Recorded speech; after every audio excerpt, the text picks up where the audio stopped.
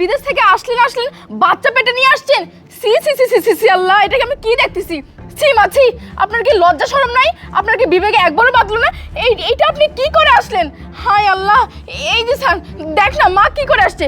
মা, আমরা এখন সমাজে কিভাবে মুখ দেখাবো? আপনি এটা কি কাজ করছেন মা? বৌমা শোনো, আমার কথা শোনো। রিপন কোথায়? রিপনকে ডাকো। তোমার কথা আর কি শুনবো মা? তুমি এইসব কাজ করার আগে আমাদের কথা একটাবার চিন্তা করবে না? সমাজে আমাদের একটা মান সম্মান আছে।